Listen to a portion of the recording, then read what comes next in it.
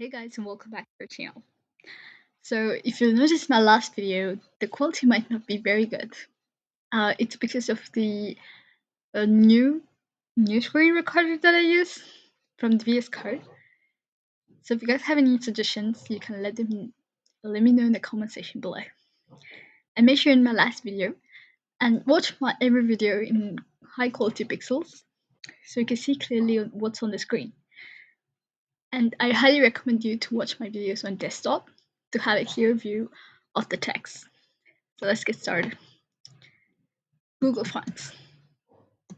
If you do not want to use any of the standard fonts in HTML, you can use Google Fonts. Google Fonts are free to use and have more than 1,000 fonts to choose from. Today, I'm going to show you guys how to use Google Fonts. To use Google Fonts, first in the head section, we need to have a link of real style sheet and head referencing the Google Fonts. For this, you can go to the official website of Google Fonts. And over here, you can type anything here to make it, and you can change the font size. You can also use this to change the font size.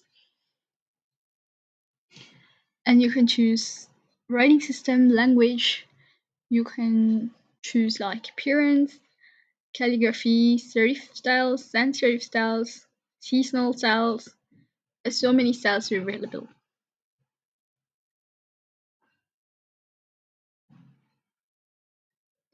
You can go ahead and click one of them. You can either download this font and get its embedded code, and you can also use them in your apps and products. When you click Get Font, you can see you have embedded code over here. You can directly paste this in your CSS, or you can use this over here to do that. You do also have an importing URL that you can directly place inside your style.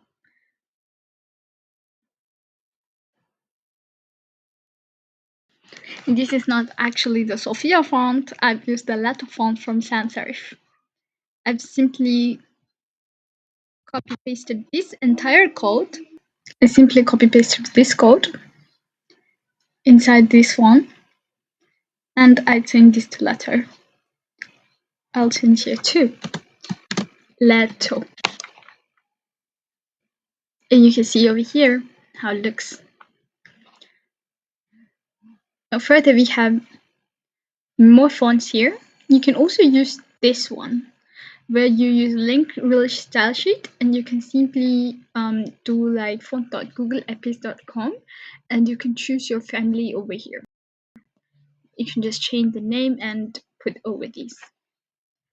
And you can also use multiple Google fonts. To use multiple Google fonts, make sure you use this character over here to use that. So I'm gonna try this one. This one actually looks good to try. So I'm gonna try including my Lato here because that's the only thing I know. So I'm going to include Lato and trying to include the Lato here because that will be removed from this one. Oh, Lato. And then I run the program. You can see over here it converted to the Lato font. First, we're adding the Google API.com, and for CSS family equal to Sophia, you'll be using an Amsterdam, and you'll be using an effect is equal to fire. This will create a super cool effect. Let us see how it is. It really looks cool, and I really like it. You can see over here, everything looks so cool. You can also add text shadow to bring this exact effect onto the page. But over here, you can also add effect as fire. So the Sophia font, you can also add effect outline, neon, emboss, shadow multiple. These are some of the font effects that you can use. But remember, whenever you're trying to use many different ones and you do not know how to apply to them, you simply have to create a class, and inside the class you need to give font instead of font family or something inside the CSS, it will be giving a font effect and then the name of it, like neon, outline, emboss, and shadow multiple. Let's try it for yourself and let's check out if there is anything that you can try to add that isn't shown here. Let me try. I do not know the exact effects name, but we'll try.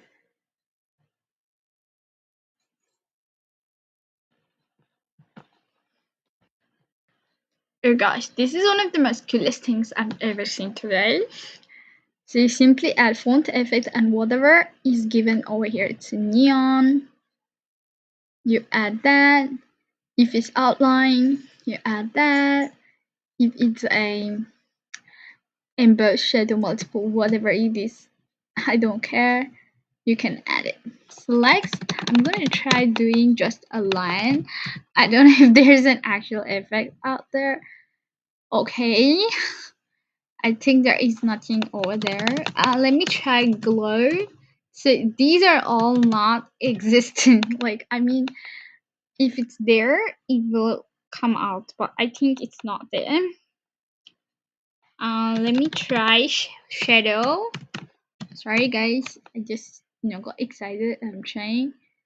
Okay, there is no effect called shadow. Oh, okay, I didn't import. Okay. Oh, oh, it's very different. Okay, it's not there. Let me try to give glow for this one. And let me try glow here. I took out this one, so that's why it's not looking like that. Okay, it's not their effect. Okay, it's alright. Let me go for the next one, which is called font pairings. The font pairing rules. Complement. It is always safe to find font pairings that complement one another. A great font combination should harmonize without being too similar or too different. A font superfamily is a set of fonts designed to well together, so using a different font within the same superfamily is safe.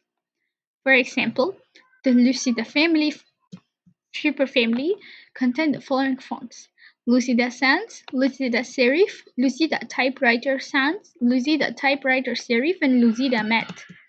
Contrast is king. Two fonts that are too similar will often conflict. If they're very similar, they're going to fight with each other. However, contrasts done the right way bring out the best in each font. Example, if we're going to combine a serif with sans serif, this is a well-known concept combination. Or if you're trying to combine Lucida with Lucida Sans, this is also a very, very good combination. One font should be the boss. This will establish a hierarchy for the fonts on your page. This can be achieved by varying your size, weight, and the color. You can see over here that we're trying to use Verdana from sans serif and Georgia from serif, and we're trying to combine these two.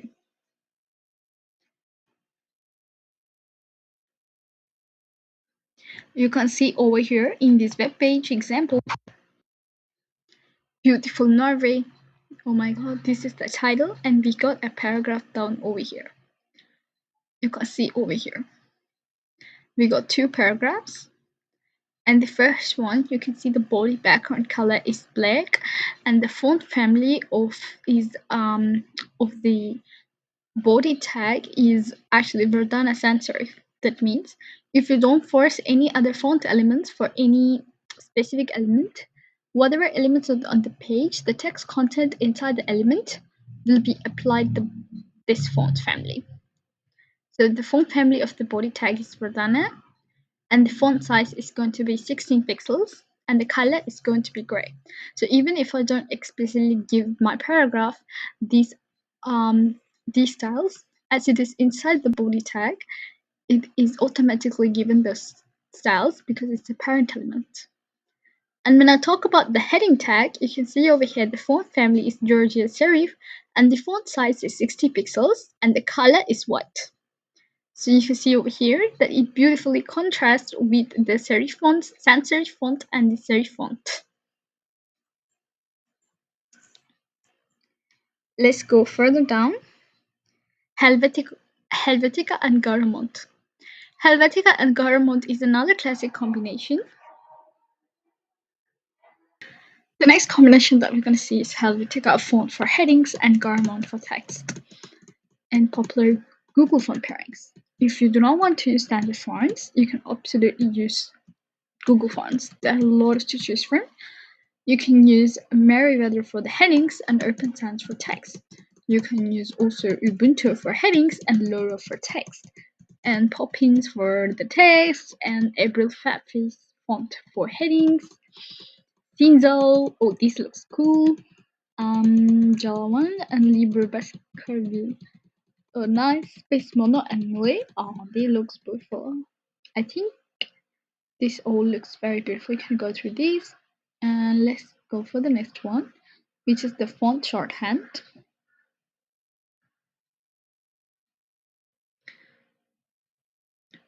Font style, font variant, font weight, font stretch, font size, line height, and font family. The rules for the CSS of font shorthand property. The first one is font size, second one is going to be a font family, and the third one is going to be the font style.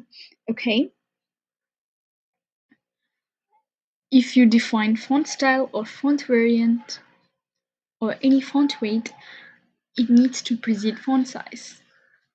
Okay? For example, let's have a look.